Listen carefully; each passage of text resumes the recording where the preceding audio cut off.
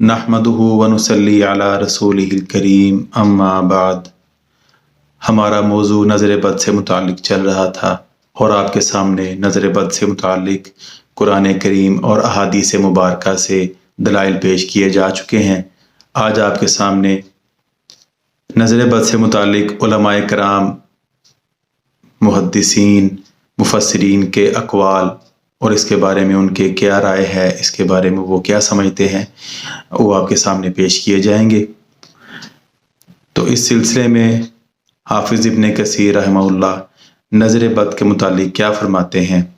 हाफिज़ इब्न कसीर तफसीर इब्न कसीर में फरमाते हैं,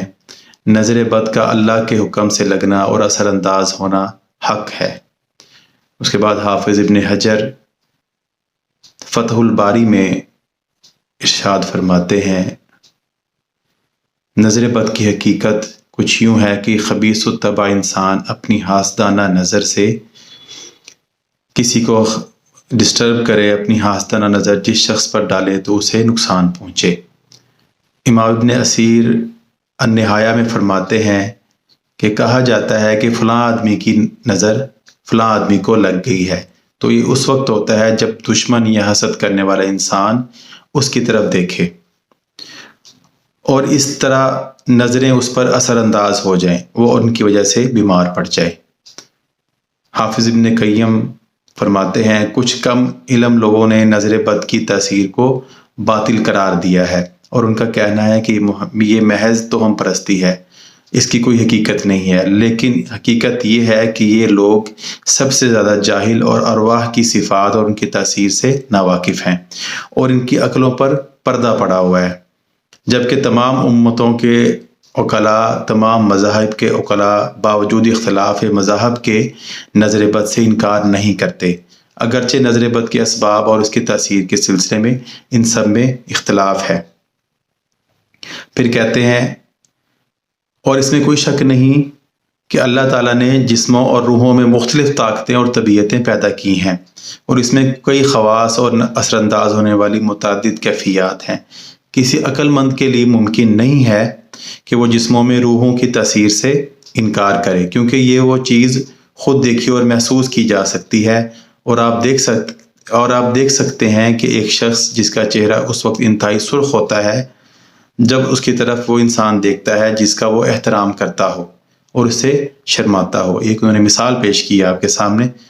और उस वक्त पीला पड़ जाता है जब वो किसी ऐसे शख्स की तरफ देखता है जिससे वो डरता हो, घबराता हो। और लोगों ने ऐसे कई अशख़ास देखे हैं जो महज किसी के देखने की वजह से कमज़ोर पड़ जाते हैं। ये सब रूहों की तासीर की वजह से होता है और चूँकि इसका ताल्लुक़ नज़र बद से है, तो इसलिए नज़र बद की निस्बत आँख की तरफ जाती है, हालांकि आँख कुछ नहीं करती, ये तो रूह की तासीर होती है। और रूहें अपनी तबीयतों, ताकतों और कैफियत की वजह से अपने खवास के एतबार से मुख्तलिफ होती हैं। हसद करने वाले इंसान की रूह वाज़े तौर पर इस शख्स को अजियत पहुँचाती है जिससे हसद किया जाता है,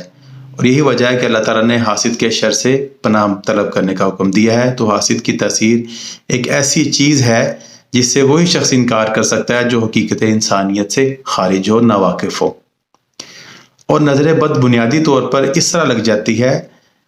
कि हसद करने वाला नापाक नफ्स जब नापाक कैफियत इख्तियार करके किसी के सामने आता है तो उसमें इस नापाक कैफियत का असर होता है, और ऐसा कभी आपस के मिलाप की वजह से हो जाता है, कभी आमने सामने आने की वजह से, और कभी बाज के देखने की वजह से और इस शख्स की तरफ रूह की तवज्जो से, कभी चंद दुआओं और दम वगैरह करने से, और कभी महज वहम गुमान हो जाता है। जिस शख्स की नज़र लगती है उसकी तासीर देखने पर मौकूफ़ नहीं होती, बल्कि अंधे और किसी शख्स का वस्फ़ बयान किया जाए तो उसके नफ्स में अगर हासदाना जज्बात पैदा हो जाएं और इसका असर भी हो सकता है। और बहुत सारे ऐसे लोग जिनकी नज़र असरअंदाज होती है और महज वसफ़ के साथ बगैर देखे उनकी नज़र लग जाती है, اور یہ وہ تیر ہوتے ہیں جو نظر لگانے والے کے نفس سے نکلتے ہیں اور کبھی نشانے پر جا لگتے ہیں اور کبھی ان کا نشانہ خطا ہو جاتا ہے، اور جس شخص کی طرف یہ تیر متوجہ ہوتے ہیں اگر اس نے ان سے بچنے کے لیے احتیاطی تدابیر اختیار نہ کی ہوں، ذکر اذکار نہ کیے ہوں، روزمرہ کی دعائیں نہ پڑھی ہوں، تو وہ نشانے خطا ہو جاتے ہیں اور کبھی کبھار خود حسد کرنے والے کو بھی جا لگتے ہیں۔ خلاصہ کلام یہ ہے کہ نظر بد 3 مراحل سے گزر کر اثر انداز ہوتی ہے۔ سب سے پہلے دیکھنے والے کسی شخص میں کسی شخص کے متعلق حیرت پیدا ہوتی ہے، پھر اس کے ناپاک نفس میں حاسدانہ جذبات پیدا ہو جاتے ہیں اور ان حاسدانہ جذبات کا زہر نظر کے ذریعے منتقل ہوتا ہے۔ یہ آپ کے سامنے نظر بد سے متعلق علماء کرام، محدثین، مفسرین کے اقوال تھے۔ انشاءاللہ تعالیٰ اگلی ویڈیو میں آپ کو اور مکمل تفصیل سے بتایا جائے گا۔ اللہ آپ کو جزائے خیر عطا فرمائے، اللہ تعالیٰ آپ سب کو خوش و خرم رکھے، اللہ تعالیٰ آپ سب کو صحت و تندرستی والی زندگی عطا فرمائے، آمین۔ السلام علیکم ورحمۃ اللہ وبرکاتہ۔